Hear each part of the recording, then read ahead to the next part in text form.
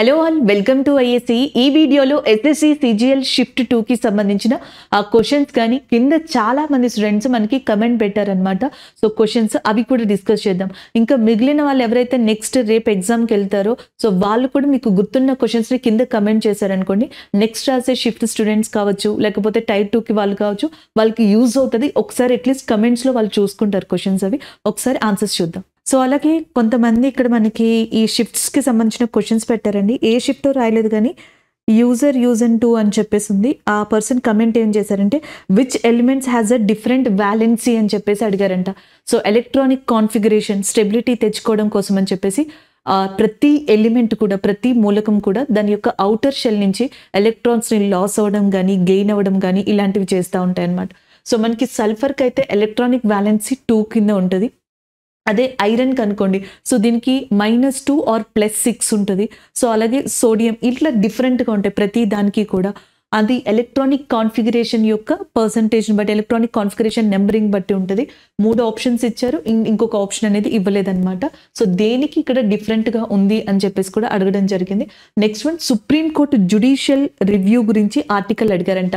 మనకి ఆర్టికల్ 32, 226కి సంబంధించి కూడా సుప్రీంకోర్టు జ్యుడిషియల్ రివ్యూస్ ఉన్నాయి. లేదా 136 ఏదైతే ఉందో అది పర్టికులర్ ఆర్టికల్గా తీసుకోవచ్చు. 136 ప్రకారం జ్యుడిషియల్ రివ్యూ ఆఫ్ సుప్రీంకోర్టు అనేది ఉంటుంది. అది కాకుండా జనరల్గా ఆర్టికల్ 143, ఆర్టికల్ 131, ఆర్టికల్ 32, ఆర్టికల్ 13 దీని ద్వారా కూడా సుప్రీంకోర్టు జ్యుడిషియల్ రివ్యూని తెచ్చుకోవచ్చు అనమాట. సో అక్కడ ఇచ్చిన ఆప్షన్స్ని బట్టి మనం పెట్టాల్సి ఉంటుంది. Next one, local self government governor general అనుకుంటా. యాక్చువల్గా లోకల్ సెల్ఫ్ గవర్నమెంట్ యొక్క father of local self government అని రిప్పన్ ఉన్నారు చూసారా, ఆయన్ని అనడం జరుగుతుంది అనమాట. లార్డ్ రిప్పన్ని ఫాదర్ ఆఫ్ లోకల్ సెల్ఫ్ గవర్నమెంట్గా పిలవడం జరుగుతుంది. లార్జెస్ట్ డూన్, బట్ ఇండియానా వరల్డ్ అని ఇలా రాయలేదండి. జనరల్గా లార్జెస్ట్ డూన్ ఇన్ ఇండియా అయితే మాత్రం డెహ్రాడూన్ అనేది అవుతుంది. డెహ్రాడూన్. సో ఇది వచ్చేటప్పటికి మనకి ఉత్తరాఖండ్లో లొకేట్ అయి ఉంది. కొత్లీ డూన్, పత్లీ డూన్, డెహ్రాడూన్. సో అందులో డెహ్రాడూన్ ఏదైతే ఉందో largest doon in India, one of the largest doon in the world అని కూడా చెప్పొచ్చు అనమాట. సో నెక్స్ట్ వచ్చేటప్పటికి Kelu Charan Mohapatra related to which dance. నేను చాలాసార్లు చాలా షిప్స్లో చెప్పాను, మోహపాత్రాన్ని గుర్తుపెట్టుకోండి. ఈయన ఒడిస్సాకి సంబంధించిన ఒడిస్సీ క్లాసికల్ డాన్స్ కి చాలా ఫేమస్ వ్యక్తిగా చెప్పడం జరుగుతుంది. దానికి సంబంధించి క్వశ్చన్ అడిగారంట. సో నెక్స్ట్ వచ్చేటప్పటికి వెంపటి చిన్న సత్యం ఏ డాన్స్ కి రిలేటెడ్ అని, ఇది కూడా మనం చెప్పుకున్నాం. మీకు గుర్తుందా, ఆంధ్రప్రదేశ్లో కూచిపూడికి సంబంధించి చాలా ఫేమస్ డాన్సర్ గా చెప్తారని, ఈయన సత్యం అని కూడా పిలుస్తారని, ఇలాంటివి చెప్పుకున్నాం చూసారా. సో అది అనమాట ఆంధ్రప్రదేశ్ కి సంబంధించిన కూచిపూడి డాన్స్ ఏదైతే ఉందో సో దాంట్లో సుప్రసిద్ధులుగా చెప్పొచ్చు. ఒలింపిక్ అసోసియేషన్ కి సంబంధించి ఒక క్వశ్చన్ అడిగారంట. Olympic Association lady 2022 and answer ఆమె పిటి ఉషా అని చెప్పేసి. సో పిటి ఉషా గారిని first lady president of Olympic Association of ఇండియాగా చెప్పొచ్చు. దానికి సంబంధించిన క్వశ్చన్. నెక్స్ట్ వచ్చేటప్పటికి who led hockey in 2022 women. So women hockey cup అనేది నెదర్లాండ్స్, స్పెయిన్ కలిసి సంయుక్తంగా దీన్ని నిర్వహించాయి. సో వెన్యూస్ ఆ కంట్రీస్లో ఉన్నాయి. Last match, final match Japan versus India జరిగింది. ఇండియా ఈ హాకీ విమెన్ 2022 కప్ని గెలుచుకోవడం జరిగింది. సో నెక్స్ట్ వచ్చేటప్పటికి మనకి 15th సెన్సస్ ఇయర్ అడిగారంట. 2011 జనాభా లెక్కల్ని 2011 అనే దాన్ని మనకి 15th సెన్సస్ ఆఫ్ ఇండియాగా తీసుకోవచ్చు. నెక్స్ట్ వచ్చేది 16th సెన్సస్ అనమాట. నెక్స్ట్, ప్రెసిడెంట్ డ్యూరింగ్ 1953, 1953లో భారత రాష్ట్రపతి వచ్చేటప్పటికి మనకి బాబు రాజేంద్ర ప్రసాద్ గారండి. సో ఇవి అడిగిన క్వశ్చన్స్ అంట. అండ్ ఓవరాల్గా అండ్ ఇంకా చాలా మంది క్వశ్చన్స్ పెట్టారు. ఇవి థర్డ్ షిఫ్ట్కి సంబంధించినవి. నెక్స్ట్ షిఫ్ట్లో ఒకసారి డిస్కస్ చేద్దాం. ఇవి సెకండ్ షిఫ్ట్ రిలేటెడ్. సో మనకి ఇక్కడ క్వశ్చన్ పార్టీషన్ ఆఫ్ బెంగాల్కి సంబంధించిందంట. సో మనకి partition of Bengal related question అడిగారు. బెంగాల్ విభజన, ఎగ్జాక్ట్గా బెంగాల్ విభజన అనేది ఎప్పుడు జరిగింది అంటే October 16, 1905లో జరిగిందనమాట. ఎవరు చేశారని అడిగారు అనుకోండి, లార్డ్ కర్జన్ ఉన్నారు చూసారా. సో లార్డ్ కర్జన్ మనకి బెంగాల్ విభజన చేయడం జరిగిందనమాట. బెంగాల్ని వెస్ట్ బెంగాల్, ఈస్ట్ బెంగాల్గా చేస్తామని అనౌన్స్ చేశారు. సో దాని తర్వాత ఇది జరిగింది. లార్డ్ కర్జన్ రిలేటెడ్ క్వశ్చన్స్ని ఎక్కువ అడుగుతున్నారు. అంటే ఈయన వచ్చేటప్పటికి మనకి 1904, 1904లో అండ్ ఇండియాకి సంబంధించిన మాన్యుమెంట్స్ ఏవైతే ఉన్నాయో దాన్ని ప్రొటెక్ట్ చేయడానికి ఒక యాక్ట్ని తీసుకొచ్చారనమాట. సో దాన్ని మనకి మాన్యుమెంట్స్ ప్రిజర్వెన్స్ యాక్ట్ అని చెప్పేసి అంట 1904లో తీసుకురావడం జరిగింది. సో దానికి సంబంధించి క్వశ్చన్ అడిగారంట. అలాగే నెక్స్ట్ వచ్చేటప్పటికి లార్డ్ కర్జన్ టైంలోనే ఈ బెంగాల్ విభజన, సీక్రెట్స్ ఆఫ్ సొసైటీ స్థాపించడం కానీ ఇవన్నీ జరిగాయి. యూనివర్సిటీ యాక్ట్, దాన్ని ర్యాలీ కమిషన్ అంటాం. సో ర్యాలీ కమిషన్ అనేది ఏర్పడింది ఎప్పుడు అంటే మనకి లార్డ్ కర్జన్ టైంలోనే. దాని తర్వాత యూనివర్సిటీస్ అనేవి వచ్చాయన్నమాట. స్వదేశీ మూవ్మెంట్ అంటాం కదా, సో స్వదేశీ మూవ్మెంట్ కూడా లాంచ్ చేసింది ఎప్పుడు అంటే లార్డ్ కర్జన్ టైంలోనే అని చెప్పాలన్నమాట. అండ్ స్వదేశీ మూవ్మెంట్ ని వందే మాతర ఉద్యమం అని కూడా పిలుస్తారు. ఎందుకంటే బంకిం చంద్ర చటర్జీ ఎవరైతే ఉన్నారో, సో బంకిం చంద్ర చటర్జీ గారు మనకి ఆనంద్ మఠ్ అని చెప్పేసి ఒక బుక్ ఉందన్నమాట. బంకిం చంద్ర చటర్జీ గారు ఆనంద్ మఠ్ అనే దాన్ని రాశారు. సో దాంట్లోంచి మనకి ఏదైతే ఈ వందే మాత్రం ఉందో దాన్ని తీసుకుని స్వదేశీ ఉద్యమంలో మనకి పాడడం జరిగిందనమాట. అలాగే నెక్స్ట్ ఫస్ట్ టైం భారత మాత యొక్క ఒక డ్రాయింగ్ ని కూడా, ఒక పిక్చర్ ని కూడా ఈ ఉద్యమం టైంలోనే మనకి ఇవ్వడం జరిగింది. ఇలాంటివన్నీ కూడా స్వదేశీ మూవ్మెంట్ లో జరిగే దాన్ని పార్టీషన్ ఆఫ్ బెంగాల్ ఇన్సిడెంట్ గా చెప్తారు. సో దీని తర్వాతే 1906లో మనకి ముస్లిం లీగ్ అనేది ఏర్పడింది అనమాట. ముస్లిం లీగ్ ఎప్పుడు ఏర్పడింది అని అడిగారు అనుకోండి, 1906లో. అగా ఖాన్ III అనే పర్సన్ ఎవరైతే ఉన్నారో, అగా ఖాన్ III మొట్టమొదటిగా దీనికి అధ్యక్షత వహించారనమాట. ఢాకా నవాబు అయిన Salimullah Khan and Aga Khan are the main reason for the foundation of Muslim League గా చెప్తాం. దాని తర్వాత ఫస్ట్ చైర్పర్సన్ గా అగా ఖాన్ IIIనే ఉన్నారు. అండ్ 1906లో ఏర్పడిన ముస్లిం లీగ్ పార్టీషన్ ఆఫ్ బెంగాల్ అనే దాన్ని సపోర్ట్ చేయడం కూడా జరిగిందనమాట. సో దీని తర్వాత నెక్స్ట్ ఇన్సిడెంట్ 1907. సో ఈ టైంలో మనకి రస్ బిహారీ ఘోష్ అనే పర్సన్ ఎవరైతే ఉన్నారో ఆయన అధ్యక్షత వహించారు ఐఎన్సీకి. ఇది సూరత్ లో జరిగింది. సో ఆ టైంలో ఐఎన్సీ అనేది ఎక్స్ట్రీమిస్ట్, అతివాదులు అండ్ మోడరిస్ట్, మితవాదులుగా మారిపోయిందనమాట. ఎక్స్ట్రీమిస్ట్ లో లాల్ బాల్ పాల్ అని చెప్పేసి ఉంటారు. లాల్ అంటే అర్థం ఇక్కడ లాలా లజపత్ రాయ్ గారుగా చెప్తామన్నమాట. So Lala Lajpat Rai in India is also known as Punjab Kesari అని చెప్పేసి ఈయన్ని పిలవడం జరుగుతుంది. ఈయన అన్హ్యాపీ అనే ఒక బుక్ ని కూడా రాశారనమాట. ఇన్ఫాక్ట్ 1885లో మనకి ఐఎన్సీ అనేది ఏర్పడింది. ఇండియన్ నేషనల్ కాంగ్రెస్ ఎప్పుడు ఏర్పడింది అంటే 1885లో. ఇది ఎవరి టైంలో ఏర్పడింది, ఎవరు వైస్రాయ్ ఉండగా ఏర్పడింది అంటే డఫ్రిన్ అన్నమాట. సో ఐఎన్సీ అనేది డఫ్రిన్ యొక్క బ్రెయిన్ చైల్డ్ అని ఇలాంటి మాటల్ని అన్న పర్సన్ ఎవరు అంటే లాలా లజపత్ రాయ్ గారుగా చెప్తాం. గో బ్యాక్ సైమన్ కమిషన్ లాంటి వాటిని ముందుకు తీసుకెళ్లిన వ్యక్తి ఈయన. సో ఈయన మీద ప్రీవియస్ షిప్స్ లో అడిగిన క్వశ్చన్ ఏంటి అంటే లాహోర్ సమావేశంలో ఎవరు లాఠీ చార్జీ తిన్నారు, లేకపోతే లాఠీ చార్జీ దెబ్బల్ని తిన్నారని అడిగారంట. సో లాలా లజపత్ రాయ్ గారు. సో గో బ్యాక్ సైమన్ అని చెప్పేసి సైమన్ కమిషన్ కి వ్యతిరేకంగా లాహోర్ లో ఈయన సమావేశాన్ని నిర్వహించడం జరిగింది. సైమన్ కమిషన్ అనేది మనకి ఇండియాలో 1928లో రావడం జరిగింది. 1927-28లో సైమన్ కమిషన్ కి సంబంధించిన ఇంపార్టెన్స్ అనేది ఇండియన్ హిస్టరీలో కనిపిస్తుంది అనమాట. సైమన్ కమిషన్ ని అనుకునే 1928లో నెహ్రూ రిపోర్ట్ అనేది రావడం జరిగింది అనమాట. నెహ్రూ రిపోర్ట్. సో దీన్ని ఒక డెత్ రిపోర్ట్ ఆఫ్ ముస్లిమ్స్ గా చెప్పింది ఎవరు అంటే మొహమ్మద్ అలీ జిన్నా. ఫాదర్ ఆఫ్ పాకిస్తాన్ గా కూడా మొహమ్మద్ అలీ జిన్నాని కన్సిడర్ చేస్తారు. పాకిస్తాన్ అనే నేమ్ ని ఇచ్చింది ఎవరు అంటే రెహమత్ అలీ చౌదరి అని చెప్పేసి ఉన్నారు. సో రెహమత్ అలీ చౌదరి అనే పర్సన్ పాకిస్తాన్ అనే నేమ్ ని ఇవ్వడం జరిగింది. సారే జహాసే అచ్చా అనే పాటని రాసింది ఎవరు అంటే మొహమ్మద్ ఇక్బల్ గా చెప్తాం. ఈయన కూడా పాకిస్తాన్ యొక్క సపోర్టరే అనమాట. సో పార్టీషన్ ఆఫ్ బెంగాల్ లాగా ఇండియాలో ఇంకొక ఇన్సిడెంట్ 1919లో జరిగిన జలియన్ వాలాబాగ్ ఘటన. సో మీకు గనక టైం ఉంటే నెక్స్ట్ షిఫ్ట్స్ ఏమన్నా ఉంటే గనక జలియన్ వాలాబాగ్ డేట్ చూసుకోండి. జలియన్ వాలాబాగ్ సంబంధించిన డేట్స్ ఇస్తున్నారంట. సో నెక్స్ట్ వచ్చేటప్పటికి దాని తర్వాత 1920లో సహాయ నిరాకరణ ఉద్యమం, దీన్నే నాన్ కోఆపరేషన్ మూవ్మెంట్ అంటాం. 1930లో సివిల్ డిసోబీడియన్స్ మూవ్మెంట్. ఇలాంటి క్వశ్చన్స్ ని కూడా జనరల్ గా అడిగే ఛాన్సెస్ ఉన్నాయి. ఇది దాని రిలేటెడ్ ఆన్సర్స్ గా చెప్పొచ్చు. నెక్స్ట్ క్వశ్చన్ చూడండి. సో నెక్స్ట్ వచ్చేటప్పటికి Shivkumar Sharma associated. So actual గా క్వశ్చన్ అయితే ఇలా ఇవ్వలేదంటండి. మనకి శివకుమార్ శర్మ గారు వచ్చేటప్పటికి సాంతూర్ అనే ఒక మ్యూజిక్ ఇన్స్ట్రుమెంట్ ఉందన్నమాట. సాంతూర్. సో ఈ మ్యూజిక్ ఇన్స్ట్రుమెంట్ కి సంబంధించి ఈ క్రింది వారిలో ఎవరు ఫేమస్, ఇలాంటి క్వశ్చన్స్ అడిగారు అనమాట. సో అలా మనకి నలుగురు డిఫరెంట్ పర్సన్స్ నేమ్స్ ఇచ్చి అందులోంచి ఒకరిని పిక్ చేసుకోమన్నారంట. నేను క్వశ్చన్ ఇలా రాశాను కానీ క్వశ్చన్ కాకుండా ఆప్షన్స్ లో శివకుమార్ శర్మ గారి నేమ్ ఉందన్నమాట. శివకుమార్ శర్మ గారు సాంతూర్ అనే దాంతో ఫేమస్ ఇండియన్ మ్యూజిషియన్. ఈయనతో పాటుగా భజన్ సోపారి అనే పర్సన్ కూడా సాంతూర్లో చాలా ఫేమస్ అంట. మరి వీళ్ళిద్దరు ఆప్షన్స్ ఇచ్చారా, ఒకరిది ఇచ్చారా, ఏ అండ్ బి అని ఇచ్చారా అనేది ఆప్షన్ని బట్టి ఉంటుందండి అక్కడ. నెక్స్ట్ వన్ సితారా ఉంది చూసారా, ఈ సితారా ఫేమస్ ప్లేయర్గా పండిట్ రవిశంకర్ గారిని చెప్పడం జరుగుతుంది. కానీ ఇండియాలో ఫాదర్ ఆఫ్ సితారా ప్లేయర్ అని చెప్పేసి విలయత్ ఖాన్ అనే పర్సన్ని పిలుస్తారంట. ఫాదర్ ఆఫ్ సితారా player in India Vilayat Khan, but famous పర్సన్గా దాని తర్వాత కాలంలో పండిట్ రవిశంకర్ గారిని చెప్పడం జరుగుతుంది. సారోద్ ఇంపార్టెంట్ ప్లేయర్గా అమ్జద్ అలీ ఖాన్ అని చెప్పేసి ఉన్నారు. సారోద్కి సంబంధించి ఇంపార్టెంట్ మ్యూజిషియన్ అనమాట. సో జనరల్గా మీకు మ్యూజిషియన్స్ని, కళాకారుల్ని పండిట్ బ్రిజు మహారాజ్ అని ఉన్నారు చూసారా, Pandit Birju Maharaj is very famous in Kathak గా చెప్పడం జరుగుతుంది. కథక్ అనేది నార్త్ ఇండియాలో ఇంపార్టెంట్ క్లాసికల్ డాన్స్. అలాగే నెక్స్ట్ రుక్మిణీ దేవి అరుందలే అని చెప్పేసి ఉన్నారు. రుక్మిణీ దేవి అరుందలే భారతదేశంలో మనకి ఏదైతే భరతనాట్యం ఉంటుందో సో దాంట్లో ఫేమస్ పర్సన్ గా మనం చెప్పొచ్చు అనమాట. అలాగే నాట్య శాస్త్ర అనే దాన్ని భరతముని అనే పర్సన్ రచించడం జరిగిందంట. Bharatanatyam and as well as Kuchipudi Andhra Pradesh కి సంబంధించిన క్లాసికల్ డాన్స్. ఈ రెండింటిని కూడా ఇండియాలో ఫేమస్ గా మనకి ఫేమస్ చేసింది. వీటి యొక్క ఆరిజిన్ కూడా భరతముని దగ్గర నుంచి వచ్చింది అని చెప్పేసి చెప్పడం జరుగుతుంది అనమాట. ఒక్కొక్క చోట నుంచి ఒక్కొక్క పర్సన్ ని అడగడం ఇక్కడ జనరల్ గా జరుగుతుందండి. అండ్ ఒకసారి చూసుకోండి, persons are very important in SSC. CGL tier 1 మొత్తంలో హైలైట్ అయింది ఏంటి అంటే పర్సన్స్. ఎక్కడి నుంచి అడుగుతున్నారు అనేది తెలియదు, కానీ అంటే సోర్స్ అనేది మనకి మెయిన్గా తెలియదు, కానీ ఎయిదర్ మ్యూజిషియన్ని కానీ డాన్సర్ని కానీ అంటే కళాకారులు ఎవరైతే ఉన్నారో artisans are the main target in the tier 1గా చెప్పొచ్చు అనమాట.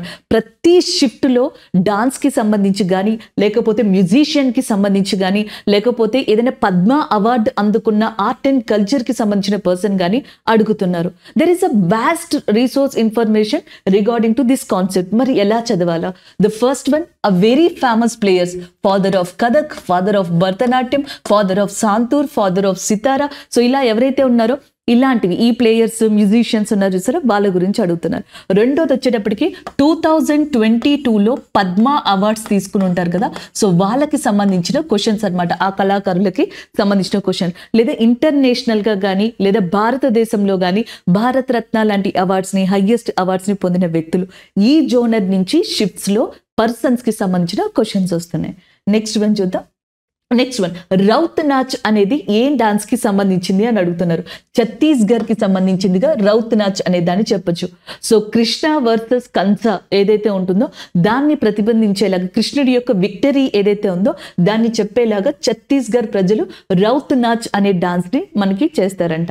అలాగే ఛత్తీస్గఢ్ లో మనకి పంతి ఫోక్ డాన్స్ అనేది కూడా ఫేమస్. రౌత్ నాచ్ తర్వాత పంతి ఫోక్ డాన్స్ అనేది ఛత్తీస్గఢ్ లో ఫేమస్ గా చెప్పొచ్చు. నెక్స్ట్ వన్, జార్ఖండ్ వచ్చేటప్పటికి మనకి ధోమ్కాజ్ అనేది Paika dance very famous in Jharkhand. Firkal dance వచ్చేటప్పటికి జార్ఖండ్లో భూమ్జీ అనే గిరిజన జాతి ఉందన్నమాట. ఈ భూమ్జీ అనే గిరిజన జాతి ఫిర్కాల్ అనే నృత్యాన్ని చేస్తుందంట. సో ఇక్కడ నేను లిమిట్ చేశాను, ఎందుకంటే మీకు ఫోక్ డాన్స్ ఎన్ని చెప్పినా, నేను ఇది చెప్పాను కదా, అండమాన్ అండ్ నికోబార్ లోపల ఏదైతే ట్రైబ్స్ ఉన్నారో వాళ్ళకి ఏదైనా ఫోక్ డాన్స్ ఫార్మేట్ ఉందనుకోండి, అది కూడా అడిగే ఛాన్స్ ఉంది. ఎందుకంటే మనం ఇంపార్టెంట్ ఫోక్ డాన్సెస్ని కవర్ చేసాం, ఫేమస్ ఫోక్ డాన్సెస్ని కవర్ చేసాం, and as well as tribe folk dances ని కవర్ చేసాం. అయినా ఎగ్జామినర్ ఏదో ఒక కార్నర్ నుంచే క్వశ్చన్ అడుగుతున్నారు ఫోక్ డాన్స్ లో. నెక్స్ట్ వన్ చూద్దాం. నెక్స్ట్ వచ్చేటప్పటికి employment guarantee scheme related question అడిగారంట. సో మనకి Mahatma Gandhi national rural employment guarantee act 2005లో దీన్ని స్టార్ట్ చేశారనమాట. 2005లో national rural employment guarantee act కింద స్టార్ట్ చేసి దాని తర్వాత దీనిని Mahatma Gandhi national rural employment guarantee act కింద మార్చారనమాట. సో మనకి 100 రోజుల వరకు దీంట్లో పని కల్పిస్తారు. గ్రామీణ ప్రాంతాలలో విలేజెస్లో ఎవరైతే మనకి పని కోసం చూస్తున్నారో, ఉపాధి కోసం చూస్తున్నారో వాళ్ళకి టెంపరీగా ఒక 100 days పని కల్పించే పథకమే Mahatma Gandhi national rural employment guarantee act. ఒక పర్సన్ గనక ఆ పర్టిక్యులర్ విలేజ్లో ఈ పథకం కింద రిజిస్టర్ చేసుకుంటే, రిజిస్టర్ చేసుకున్న 15 రోజుల లోపు పని కల్పించలేకపోతే, ఉపాధి కల్పించలేకపోతే ఈ 100 daysకి ఎంత మనీ అయితే ఉద్యాపన వస్తుందో సో అంత కూడా ఇచ్చేయాల్సి ఉంటుంది. If a person is registered under the scheme of national rural employment guarantee act, if that person is unable to get work with in the 15 days and government want to pay the money of 100 days to that particular person అనమాట. So దాన్ని Mahatma Gandhi national rural employment guarantee act గా చెప్పొచ్చు. Schemes కి సంబంధించి questions ఎలా వస్తున్నాయంటే 2014 నుంచి 2016 మధ్యలో ఏవైతే పథకాలు వచ్చాయో అది మనకి బేటీ బచావో బేటీ పడావో, స్వచ్ఛ భారత్ కావచ్చు, అటల్ పెన్షన్ యోజన, అటల్ బీమా, లేకపోతే నెక్స్ట్ వచ్చేటప్పటికి గ్రామీణ యోజన పథకాలు కానీ, జీవన్ జ్యోతి కానీ, ఇలాంటివి ఏవైతే ఉన్నాయో ఆ పాపులర్ పథకాలు, లేదా 2014 నుంచి 16 మధ్యలో ఉన్న పథకాలు. ఇవేమీ కాకపోతే 5-year plans లో ఉంటాయి చూసారా, జవహర్ రోజ్గర్ పథకం అని చెప్పేసి. సో అలాంటి పథకాల్ని అడుగుతున్నారు. ఇవి ఈసారి షిఫ్ట్స్ లో అడిగిన క్వశ్చన్స్ అని. సో నెక్స్ట్ వన్ చూద్దాం. Next గుజారా Pratihara dynasty related question అడిగారంట. గుజారా ప్రతిహార డైనాసిటీ అనేది ఒకప్పుడు రాజస్థాన్ ప్రాంతంలో పరిపాలించిందనమాట. రాజస్థాన్లోని ఏదైతే మనకి మార్వార్, జోధ్పూర్ ఏరియాలు ఉంటాయో ఆ ప్రాంతాలని మెయిన్ కేంద్రాలుగా చేసుకుని గుజారా ప్రతిహారాలు పరిపాలించారు. The founder of Gurjara Pratihara dynasty హరిశ్చంద్రగా చెప్పడం జరుగుతుంది. ఫేమస్ పర్సన్ నాగభట్ట 1, ఆయన తర్వాత నాగభట్ట 2 అనే పర్సన్ వస్తారు. నాగభట్ట 2 యొక్క కొడుకు Mihira Bhoja. Mihir Bhoja is a strongest ruler of Gurjara ప్రతిహార.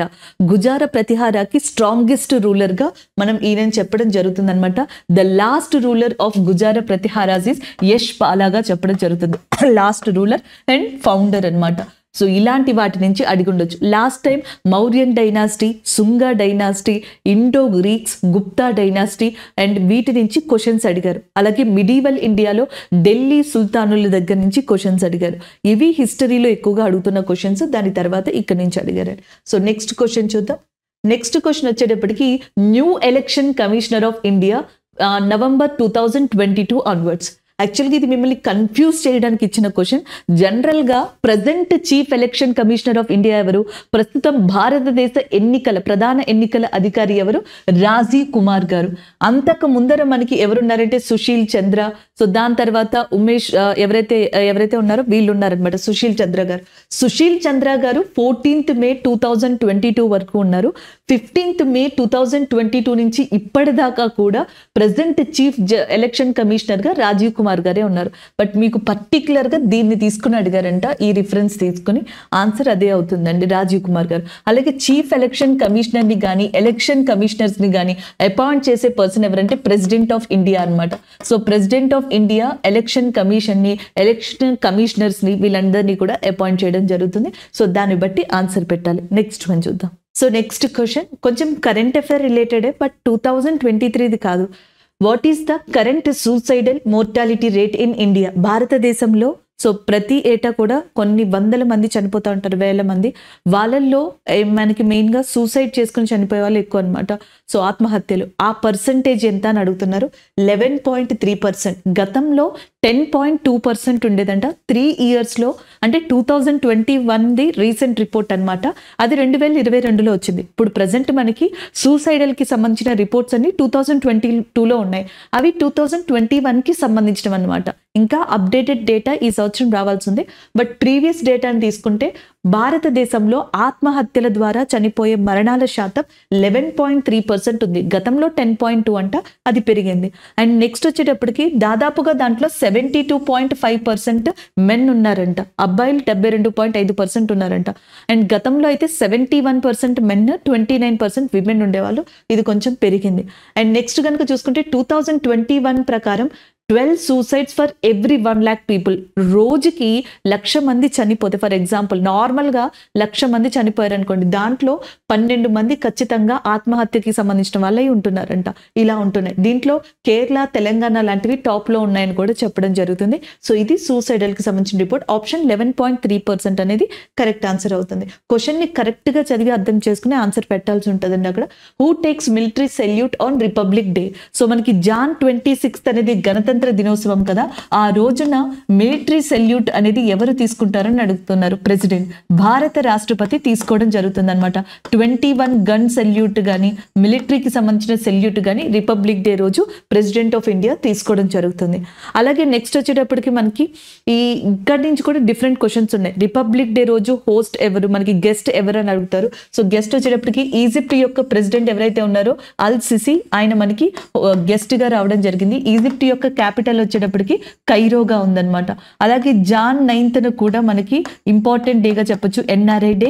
ఈ రోజున కూడా మనకి 3 కంట్రీస్ నుంచి అనుకుంటా డిఫరెంట్ గెస్ట్లని పిలవడం జరిగింది. వాళ్ళ లిస్ట్ నేను ఆల్రెడీ ప్రీవియస్ షిఫ్ట్స్లో ఇచ్చాను, ఒకసారి చూసుకోండి. సో ఇలాంటి క్వశ్చన్స్. అండ్ ఆర్మీ రిలేటెడ్ అడుగుతున్నారు కాబట్టి ఇంకొకటి జాన్ 15th ఉంటుంది చూసారా, ఆ రోజున మనకి ఆర్మీ డేగా తీసుకోవడం జరుగుతుంది అనమాట. ఆర్మీ డే అనేది ఎప్పుడు అంటే Jan 15th. Navy day in air force day అని కూడా ఉంటాయి. నేవీ డే వచ్చేటప్పటికి మనకి December 4th అనమాట. December 4th navy day. And air force day వచ్చేటప్పటికి October 8th ఉందన్నమాట.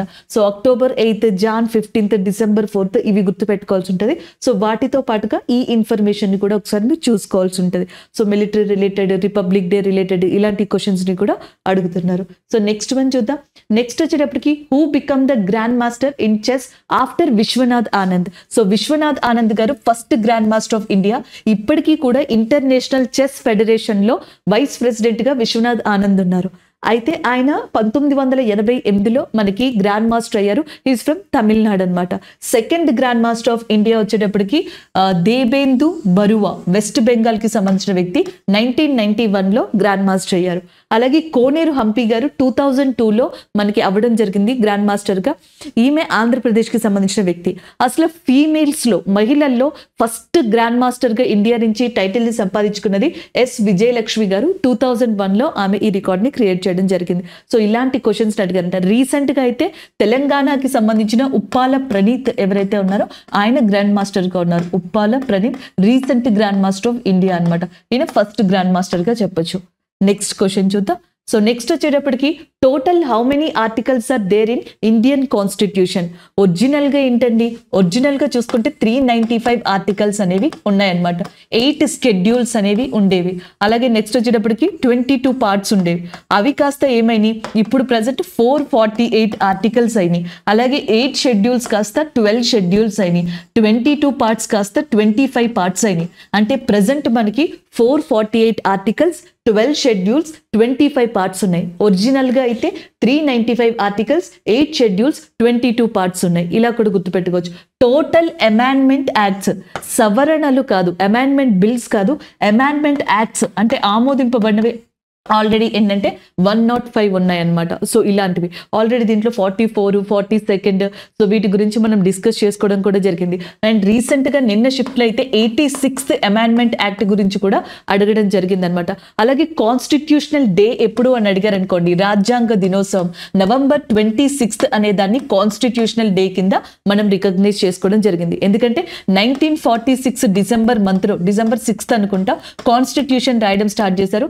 November 26th 1949కి అది కంప్లీట్ అయిపోయింది. అందుకని November 26th అనే దాన్ని రాజ్యాంగ దినోత్సవం, కాన్స్టిట్యూషనల్ డేగా తీసుకుంటున్నాం. కాన్స్టిట్యూషన్ రాసింది ఎవరు అని అడిగారు అనుకోండి, చూడండి, the man behind the constitution, రాజ్యాంగం రాయడం వెనకాల, రాజ్యాంగాన్ని రచించడం వెనకాల ఉన్న one of the great person గా డాక్టర్ బిఆర్ అంబేద్కర్ గారిని చెప్పొచ్చు. ఆయనని మనకి డ్రాఫ్టింగ్ కమిటీ అధ్యక్షులుగా కూడా ఉన్నారనమాట. అయితే కాన్స్టిట్యూషన్ లో ఉన్న ఈ 395 ఆర్టికల్ ని రాసింది ప్రేమ్ బిహారీ నారాయణ్ రాయ్సాద్. సో మనకి ప్రేమ్ బిహారీ నారాయణ్ రాయ్సాద్ అనే పర్సన్ ఎవరైతే ఉన్నారో ఆయన రాయడం జరిగిందనమాట. అలాగే ఈ కాన్స్టిట్యూషన్ ని మొత్తం కూడా మనకి కంప్లీట్ గా డిజైన్ చేసిన పర్సన్ ఎవరు అంటే నందాలాల్ బోస్ అని చెప్పేసి ఉన్నారు. సో ఈ నందాలాల్ బోస్ గారు మనకి డిజైన్ చేయడం జరిగింది. కాన్స్టిట్యూషన్ ని రాయడానికి కాన్స్టిట్యూషన్ అసెంబ్లీ అనేది స్టార్ట్ అయింది. ఈ కాన్స్టిట్యూషన్ అసెంబ్లీకి ఫస్ట్ మనకి ఏమంటారు, ప్రెసిడెంట్ గా ఉన్నది ఎవరు, చైర్మన్ గా ఉన్నది ఎవరు అంటే Babu Rajendra Prasad. The first president of ఇండియాగా కూడా ఈయనే ఉన్నారనమాట. భారతదేశంలో ఫస్ట్ రాష్ట్రపతి బాబు రాజేంద్ర ప్రసాద్ గారు. ఈ బాబు రాజేంద్ర ప్రసాద్ గారి కాన్స్టిట్యూషన్ అసెంబ్లీకి కూడా ఫస్ట్ ప్రెసిడెంట్ గా కూడా ఉన్నారు. అలాగే నెక్స్ట్ ఈయన కింద వైస్ ప్రెసిడెంట్ గా ఉన్నది ఎవరు, ఇలాంటి క్వశ్చన్స్ కూడా అడుగుతూ ఉంటారు. ఒకసారి చూసుకోండి అనమాట. హెచ్ఎన్ ముఖర్జీ అనే పర్సన్ ఎవరైతే ఉన్నారో ఆయన వైస్ ప్రెసిడెంట్ గా ఉండడం జరిగింది. అలాగే రాజ్యాంగ సలహాదారుడు, మనకి కాన్స్టిట్యూషనల్ అడ్వైజర్ గా ఎవరున్నారని అడుగుతారు, బెనగల్ రావు అని చెప్పేసి అంటారు. ఆయనే బిఎన్ రావు అని కూడా అంటారు. ఈయనున్నారు. కాన్స్టిట్యూషన్ రాయడానికి ఎన్ని డేస్ పట్టింది అని అడుగుతారు. So 2 years 11 months 18 days. No clue అండి. అంటే ఇలా అడుగుతారు, ఇలా అడగరని ఏం లేదు. మనం ఈ జోనర్లో కంప్లీట్గా చూసుకుంటూ వెళ్తే ఆ జోనర్ నుంచి అడుగుతున్నారు, ఆ జోనర్ని చూసుకుంటే మిక్స్డ్ అప్ అడుగుతున్నారు. సో క్వశ్చన్స్ ఒకదానికొకటి పొంతన లేకుండా ఇస్తున్నారు ఎస్ఎస్సిలో. అది వాస్తవం, అది రియాలిటీ. కాకపోతే మీరు ఇలాంటి సబ్జెక్ట్ నేర్చుకోవడం వల్ల అట్లీస్ట్ ఆ క్వశ్చన్స్ని ఫేస్ చేయడానికి కాన్ఫిడెన్స్ వస్తుంది అనమాట. అందుకే ఇదంతా చెప్పాల్సి వస్తుంది. మీరు దీన్ని చూసి కన్ఫ్యూజ్ అవ్వాల్సిన అవసరం లేదు. జస్ట్ ఇది మీ నాలెడ్జ్ కోసమే. మేబీ ఇవే క్వశ్చన్స్ కనుక మనకి ఫ్రేమ్ అయ్యాయి అనుకోండి, ఆన్సర్ పెట్టచ్చు. ఫ్రేమ్ అవ్వలేదు అనుకోండి, కొంచెం కాన్ఫిడెన్స్ అనేది వస్తుంది అనమాట. సో దానికోసం నెక్స్ట్ వన్ చూద్దాం. నెక్స్ట్ క్వశ్చన్ చూసేటప్పటికి, who is called as a father of micro finance? So micro finance ఫాదర్గా ఎవరిని పిలుస్తారు? మైక్రో ఫినాన్స్ పితామహుడు అని చెప్పేసి ఎవరిని పిలుస్తారు? సూక్ష్మ అర్థశాస్త్రానికి సంబంధించి మొహమ్మద్ యూనస్ అనే పర్సన్. ఈయన బంగ్లాదేశ్కి సంబంధించిన వ్యక్తి. బంగ్లాదేశ్ ఎకనామిస్ట్ లేదా బంగ్లాదేశ్ యొక్క ఆర్థికవేత్తగా చెప్పొచ్చు మొహమ్మద్ యూనస్. సో ఈయనని ఫాదర్ ఆఫ్ మైక్రో ఫినాన్స్ గా పిలవడం జరుగుతుంది అనమాట. ఈయన వచ్చేటప్పటికి ఈ గ్రామీణ బ్యాంక్స్ అంటారు కదా, గ్రామీణ బ్యాంక్ లాంటి వాటిని స్టార్ట్ చేసింది కూడా ఈయనే అనమాట, ఈ కాన్సెప్ట్స్ ని. అలాగే భారతదేశంలో గ్రామీణ బ్యాంక్స్ అంటే రూరల్ బ్యాంక్స్ ఉంటాయి కదా, రీజనల్ రూరల్ బ్యాంక్స్, ఆర్ఆర్బీస్ అంటాం. ఈ ఆర్ఆర్బీస్ రావడానికి కారణం ఎవరు అంటే ఎం స్వామినాథన్. ఈ ఎం స్వామినాథన్ అనే ఆయనే ఆర్ఆర్బీస్ రావడానికి కారణం అంట. అందుకే ఈయనని father of RRBs in India అని కూడా పిలవడం జరుగుతుంది. అలాగే ఫాదర్ ఆఫ్ ఎకనామిక్స్ ఇన్ ఇండియాగా యాడమ్ స్మిత్ ని పిలుస్తారు. ఫాదర్ ఆఫ్ ఎకనామిక్స్ గా యాడమ్ స్మిత్ ని, ఫాదర్ ఆఫ్ మ్యాక్రో ఎకనామిక్స్ గా జాన్ కినీస్ అనే పర్సన్ ని పిలవడం జరుగుతుంది. సో ఈయన వచ్చేటప్పటికి మ్యాక్రో ఎకనామిక్స్ కి సంబంధించి, ఈయన వచ్చేటప్పటికి మైక్రో ఎకనామిక్స్ కి సంబంధించి. Father of Indian RRB Swaminathan. అలాగే ఫాదర్ ఆఫ్ ఎకనామిక్స్ గా మనం ఎవరిని చెప్తాము అంటే యాడమ్ స్మిత్ గారిని చెప్పడం జరుగుతుంది. ఇండియాలో ఎకనామిక్ రీఫార్మ్స్, ఆర్థిక సంస్కరణలు ఎప్పుడు జరిగాయి అంటే 1992 ఆ ప్రాంతంలో జరిగాయి. ఆ టైంలో ఎల్పిజి అనేది ముఖ్యం. లిబరలైజేషన్, ప్రైవేటైజేషన్, గ్లోబలైజేషన్, సో వీటితో కూడిందిగా చెప్పొచ్చు అనమాట. అలాగే next IMF and as well as world bank, వీటిని టచ్ చేయలేదండి అసలు. ఎక్కడా కూడా హెడ్ క్వార్టర్స్ ని అడిగిన దాఖలాలు లేవు. స్టూడెంట్స్ ఎక్కడ చెప్పట్లా. ఎందుకంటే ఇలాంటివి చూస్తే స్టూడెంట్స్ ఈజీగా గుర్తుపడతారు, మర్చిపోరు. అసలు ఇలాంటివి ఈ షిఫ్ట్ లో టచ్ చేయలేదంట. మేబీ లాస్ట్ షిఫ్ట్స్ లో ఏమన్నా ఇచ్చే అవకాశం ఉంటే ఒకసారి చూసుకోండి. వరల్డ్ బ్యాంక్, ఐఎంఎఫ్ లాంటి హెడ్ క్వార్టర్స్ వాషింగ్టన్ డీసీలో ఉన్నాయి. వీటిలో టోటల్ మెంబర్స్ వచ్చేటప్పటికి 189 ఉన్నారు. వీళ్ళని బ్రిటన్ వుడ్ ట్విన్స్ అని చెప్పేసి అంటారు. బ్రిటన్ వుడ్ కవలర్ అని కూడా అంటారు. సెకండ్ వరల్డ్ వార్ తర్వాత బ్రిటన్ వుడ్ సమావేశం జరిగిన తర్వాత ఇవి ఏర్పడ్డాయి. ఐఎంఎఫ్ కి ప్రెసిడెంట్ గా క్రిస్టలీనా జార్జియోవా ఉన్నారు. అజయ్ బాంగన్ అనే పర్సన్, ఇండియన్ ఆరిజిన్, భారత సంతతికి సంబంధించిన వ్యక్తి. అజయ్ బాంగన్ అనే పర్సన్ ని ప్రెసిడెంట్ గా వరల్డ్ బ్యాంక్ కి అపాయింట్ చేయడం జరిగింది. సో అలా మీరు దాన్ని గుర్తుపెట్టుకోవచ్చు. Next one, where were Khelo India games first held? So ఇండియాలో ఉన్న ఖేలో ఇండియా అనే పాపులర్ గేమ్స్ ఏవైతే ఉన్నాయో అవి ఫస్ట్ ఎక్కడ జరిగాయి అని చెప్పేసి అడిగారు. ఆన్సర్ డైరెక్ట్ గా ఢిల్లీ. సో న్యూఢిల్లీ కేంద్రంగా 2018లో ఫస్ట్ ఖేలో ఇండియా గేమ్స్ అనేవి జరిగాయి. సో దాన్ని చెప్పొచ్చు. కానీ ఇందులో కొంచెం డిఫరెంట్గా ఉందన్నమాట. అది ఏంటో చూద్దాం. సో ఫస్ట్లో భారతదేశంలో 2018లో ఖేలో ఇండియా స్కూల్ గేమ్స్ అని చెప్పేసి స్టార్ట్ చేశారు. అసలు ఫస్ట్ దీన్ని ఇలాగ స్టార్ట్ చేసిన తర్వాత ఇండియన్ ఒలింపిక్ అసోసియేషన్ అంటాం కదా, ఈ Indian Olympic association Khelo India games తో టైఅప్ అయింది. ఇది సపోర్ట్ ఇచ్చింది. అలా సపోర్ట్ ఇచ్చిన తర్వాత 2019లో ఖేలో ఇండియా గేమ్స్ ని ఖేలో ఇండియా యూత్ గేమ్స్ కింద చేంజ్ చేసి సో 2019లో పూణే, 2020లో గౌహతి ఇన్ అస్సాం అండ్ 2021లో Panchkula in Haryana, 2022 Bhopal in Madhya Pradesh area. So ఇప్పుడు ప్రజెంట్ 5వ ఖేలో ఇండియా యూత్ గేమ్స్ మధ్యప్రదేశ్లో జరుగుతున్నాయి అనమాట. 2022వి ఇప్పుడు జరుగుతున్నాయి. సో అలా మనం ఇవి గుర్తుపెట్టుకోవచ్చు. యూత్ గేమ్స్ తర్వాత Khelo India university games start చేశారు. ఖేలో ఇండియా యూనివర్సిటీ గేమ్స్ 2020లో స్టార్ట్ చేశారు, భువనేశ్వర్ ఒడిస్సాలో అనమాట. సో దాని తర్వాత 2022లో బెంగళూరు కేంద్రంగా దీన్ని స్టార్ట్ చేశారు. 2023 వచ్చేటప్పటికి ఉత్తరప్రదేశ్ కేంద్రంగా జరుగుతున్నాయి యూనివర్సిటీ గేమ్స్. నెక్స్ట్ 2020లోనే వింటర్ గేమ్స్ స్టార్ట్ చేశారు అనమాట. అప్పుడు లడాక్ ప్రాంతంగా దీన్ని కండక్ట్ చేశారు. తర్వాత గుల్మార్గ్ గేమ్ అనమాట. ప్రస్తుతం మనకి గుల్మార్గ్ కేంద్రంగా ఈ ఖేలో ఇండియా వింటర్ గేమ్స్ అనేవి జరుగుతున్నాయి. సో ఇలా చెప్పొచ్చు అనమాట ఖేలో ఇండియా గేమ్స్ కి సంబంధించి. అనురాగ్ సింగ్ ఠాకూర్ ఎవరైతే ఉన్నారో ఆయన మనకి స్పోర్ట్స్ మినిస్టర్ గా ఉన్నారు. స్పోర్ట్స్ డే వచ్చేటప్పటికి ఆగస్టు 29న రికగ్నైజ్ చేయబడింది. So next one, when was benzene is discovered అని చెప్పేసి అడిగారంట.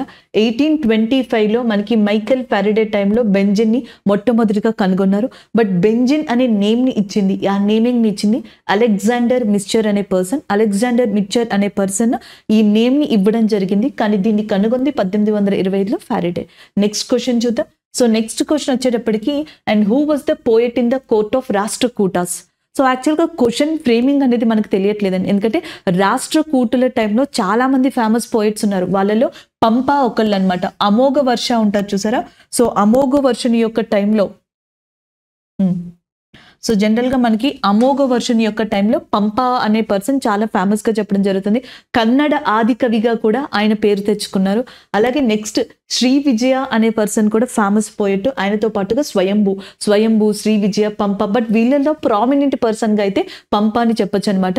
ఈ రాష్ట్రకూటుల్లో కృష్ణ 1 అనే పర్సన్ ఎవరైతే ఉన్నారో, కృష్ణ 1 అనే కింగ్ ఎవరైతే ఉన్నారో, ఈయన భారతదేశంలోని one of the important temple ఏదైతే మనకి ఎల్లోరా గుహల్లో కట్టించబడిందో కైలాసనాథ టెంపుల్, సో దాన్ని కన్స్ట్రక్ట్ చేశారనమాట. ద సింగిల్ టాలెస్ట్ లేదా హైయెస్ట్ రాక్ కట్ టెంపుల్ గా చెప్పొచ్చు. అది యునెస్కో యొక్క వారసత్వ ప్రదేశంగా కూడా గుర్తించబడింది అనమాట.